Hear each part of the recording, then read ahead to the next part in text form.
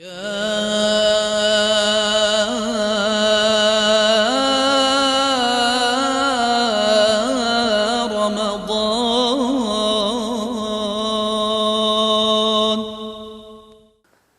مبارک رمضان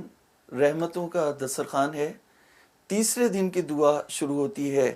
اللہم ارزقنی فیہ الذہن والتنبیہ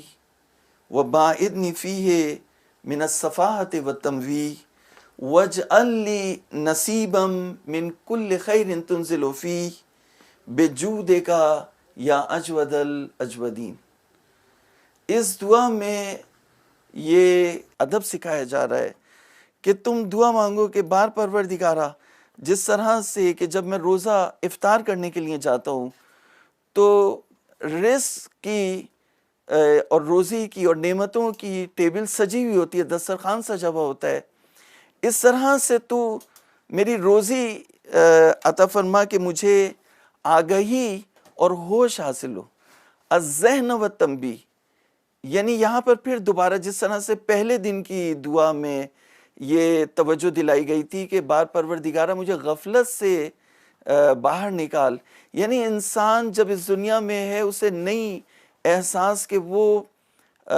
کس سفر کے لیے روانہ ہو رہا ہے، اور روزانہ وہ قبر سے قریب ہو رہا ہے، سفر آخرت سے قریب ہو رہا ہے، اور ان مقامات سے قریب ہو رہا ہے۔ اگر یہ توجہ اسے حاصل ہو جائے تو اس کی رفتار، اس کا کردار بدل جائے۔ تو مین چیز یہ کہ انسان کو تنبیہ حاصل ہو، تنبیہ جو ہے وہ غفلت کے مقابلے پر ہے، یعنی توجہ ہو اس کی کہ وہ آخرت کا راہی ہے، آخرت کا مسافر ہے، وہ صرف اس دنیا کے لیے جمع نہ کرے بلکہ آخرت کے لیے بھی جمع کرے۔ لہٰذا دعا میں یہ جملہ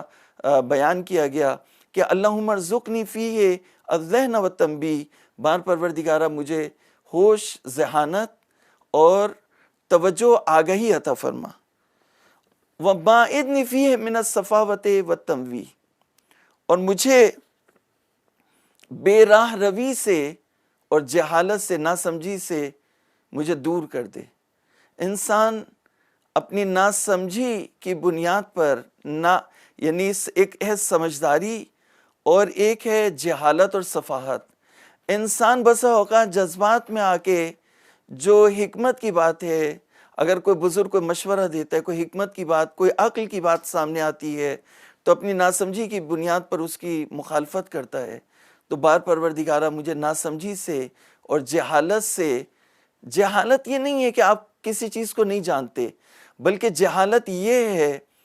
کہ آپ کسی چیز کو جاننا نہ چاہیں،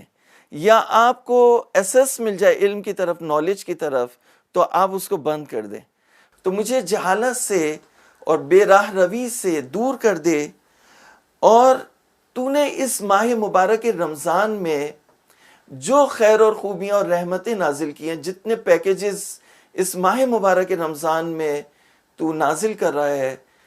بار پروردگارہ ان میں میرا نصیب اور حصہ قرار دے، اے سب سے زیادہ سخاوت کرنے والے، یا اجود الاجودین۔ یعنی اس میں اللہ تعالیٰ کا جو نام ذکر کیا گیا ہے، یعنی پروردگار جتنے بھی سخاوت کرنے والے سخاوت کر سکتے ہیں، اللہ رب العزت ان سب سے زیادہ سخاوت کرنے والا ہے، وہ سب سے بڑا سخی ہے۔ تو جو سخاوت کرنے والوں میں بھی سخاوت کا سب سے زیادہ ہے، جہاں سخاوت اپنے انتہا پر پہنچتی ہے، تجھے واسطہ ہے اپنی سخاوتوں کے طفیل جو ماہ مبارک میں